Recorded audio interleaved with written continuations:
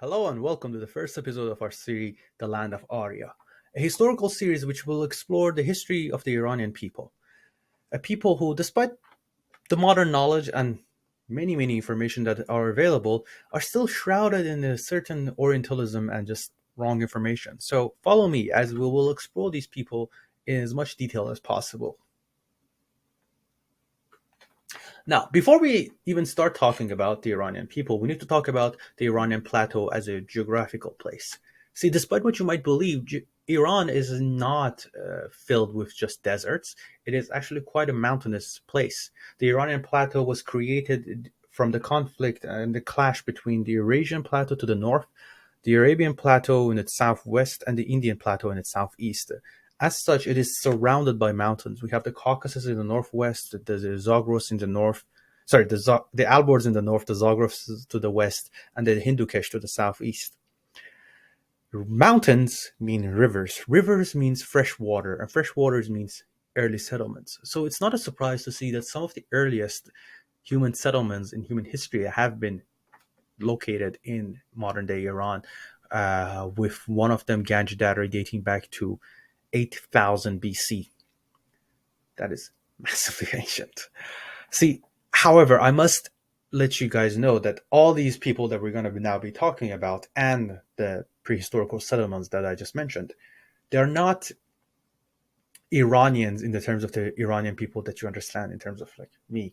They are natives to the Iranian plateau, but the Iranians, let us not forget, are a migrant group who come into the plateau, dominate its groups, and absorb everything and become, and name the country after themselves. So the land is not yet called Iran because there is no Iranian there. There are groups of separate people whose origins are still to a certain degree debated, which we will explore.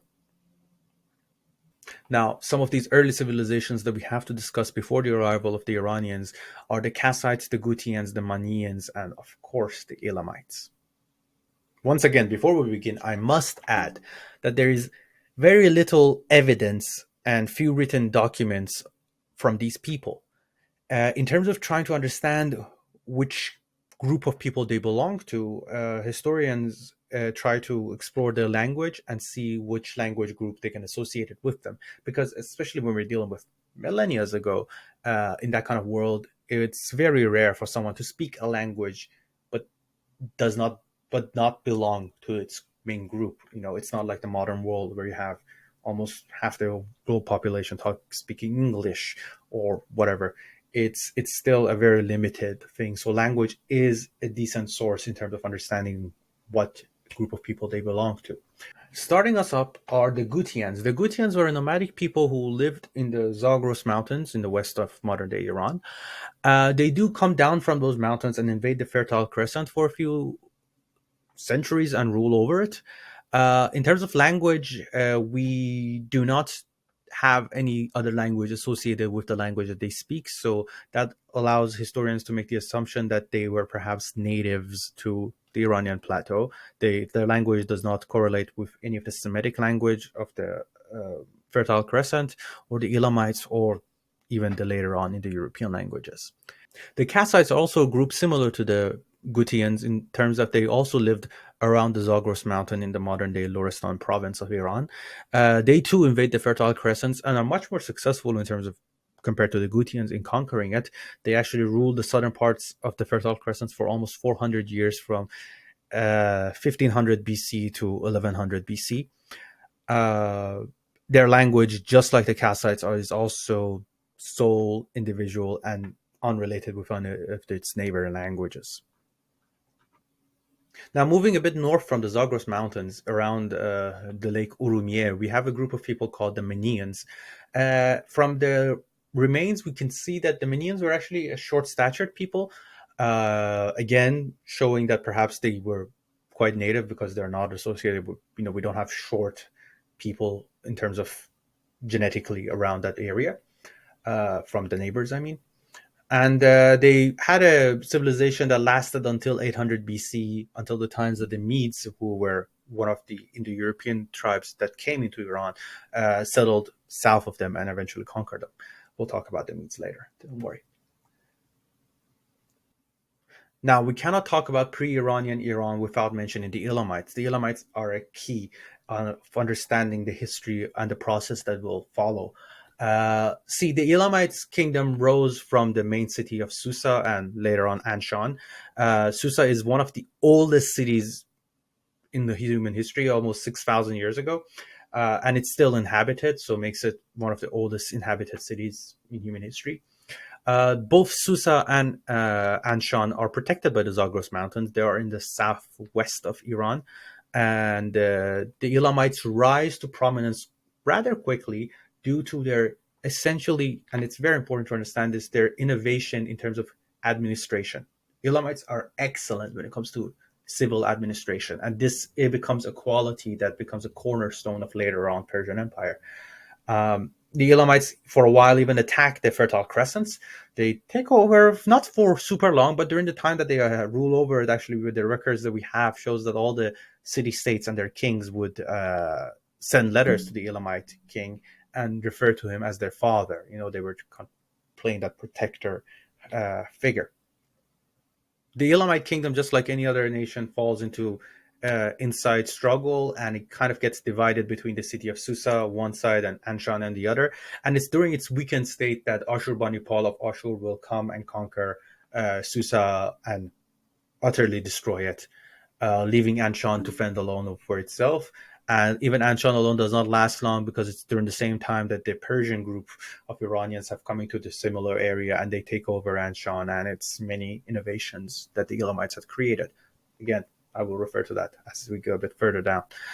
Uh, the Elamite themselves as a people, while we know quite a lot about them, are still shrouded in mystery. They stand out very uniquely in terms of human civilization as a whole. Uh, See, they in terms of language, again, they are speaking a language that is not associated with either the Semitics or the Indo-Europeans. I personally think they are natives of Iran, and we can also see that in terms of the religious understanding and their cultural settings. See, unlike the Semitics or in the Europeans, who have much more of a patriarchal society, the Elamites had very strong matrilineal culture. See, their top gods, the head of their gods was a trinity, and the trinity were all women. In terms of even the kingship, we have a very interesting, one of the most interesting systems of succession, I can say, belong to the Elamites, in which the king's son does not inherit the throne, but it's the king's oldest daughter's oldest, sorry, the king's oldest sister, oldest son who inherits the throne. So again, in their understanding of the world, even that divine spark of kingship does not pass through the male line, but through the female line. Very fascinating people. Sadly, not enough records. And that is due to partly the utter destruction that the Assyrians bring upon them. Now, who were the Assyrians? See, the Assyrians are not natives to the Iranian Plateau. They are Semitic. They're close to the Iranian Plateau, of course. And we need to, however, discuss them because they play an essential role in terms of, we can call them in a sense, antagonist to the early empires that will rise from Iran. Assyrians stand out as one of the longest running empires in human history, with its history being divided into three different sections. Rising from the city of Assur around 2000 BC, we have the old Assyrian period, in which Assur played a bit of a secondary power. It follows by the Middle Assyrian Kingdom. Middle Assyrian Kingdom rises into being one of the great powers during the Bronze Age, expanding itself and establishing a mandatory military system. And the Assyrians are actually the first people who create a professional army. They use the siege engines and weapons of war extremely effectively. Therefore, they become great conquerors. However, as conquerors, Assyrians are extremely brutal. And, you know, some people say that it's brutality of the age, but I will argue that the Assyrians superseded that brutality. And that is not just because of the stuff that their enemies wrote about them. We have their own records. We have actually a lot of written records from the Assyrians remaining, partly due to the fact that when their capital, Nineveh, it's not their home city, which was Assur. Nineveh was a city that they created later on, which became their new capital in a sense. When Nineveh is burned to the ground, a lot of the records were written, of course, on clay tablets. And that burning, the fire actually hardened the tablets. So we have a lot of clay tablet records from the Assyrian period. One of the benefits of clay tablets compared to paper is that it does not burn. So the Assyrians, again, like on time, they're extremely brutal, and we see that early on in their Middle Kingdom period. They conquer different people, slaughter them, and enslave them en masse and migrate them around. Now, this system of make mass enslavement and forced migrations were not something that the Assyrians invented, but they quite perfected it in a sense. It allowed them to have access to a lot of workforce and replace it wherever in their empires they need it. It also made the rebellions harder because you have divided the people, so they're all over the place. However, it also made them a lot of internal enemies. See, this is a key. Assyrians really do not have friends in their history that much. Uh, they're constantly fighting rebellions inside and fighting invasions from outside. So their manpower is always struggling. The Middle Kingdom of Assyria falls exactly to this issue because it survives even the Bronze Age collapse, which allows a lot of the other uh, rival empires to collapse. We'll talk about the Bronze Age collapse. It's absolutely fascinating, but I don't want to overwhelm you with information. However, Assyrians sort of like fill in the vacuum that was created by the destruction of their rivals, but that sudden expansion actually puts them in contact with a lot of enemies, which forces them to retreat back into their main cities of Assur and Nineveh for a while. And there, after a while, they returned with the New Assyrian period. It is during the Neo Assyrian period that the Assyrians actually conquered the Medes and make them a tributary. So this is the time that the Iranians have also become a small player in the area. And it's also during the New Assyrian Empire where we have the most famous Assyrian king, Ashurbanipal. Now, Ashurbanipal followed in the tradition of the warrior, warlike kings of Ashur, which to say again, it's extremely brutal. We have records of the Assyrian kings stating proudly how they defeated their enemy kings and skinned them alive in his own hands, and then put his flayed skin on top of the walls of the city. It's very, very brutal. Ashurbanipal, of course, early in his reigns, have some difficulties in terms of succession with his brother, and to keep the Assyrians weakened, the Elamites, of course, support his brother. That makes this Ashurbanipal extremely antagonistic towards the Elamites. So when he actually secures his power, he invades Elam during its weekend state, and he not only conquers the place, he destroys Elam to the ground. And I'm really need to reiterate, he obliterates Elam.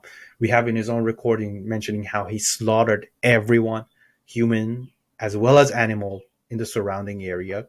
He salted the earth, he destroyed everything, and he even dug the graves out. So it's brutality to the maximum extent. Ashurbanipal's kingdom, however, grows. In one end, he takes over Egypt. From one end, he has the Persian Gulf to its southeast and the Anatolian Mountains to its west. So it's a massive kingdom, but just like I mentioned before, the constant struggles and constant rebellions and extremely hostile neighbors will take a huge toll on the Assyrian manpower, which is not a surprise that just only 22 years after the death of Ashurbanipal and the heights of the Assyrian Empire, the whole thing comes crumbling down and is utterly destroyed forever by the Iranians, which is something that we will discuss on our next episode. So please follow us, and don't forget to, like, subscribe, put that notification bell, all the stuff that YouTube likes to do. Sorry, I know it's boring, but it's important. And I will see you on our next episode. Thank you.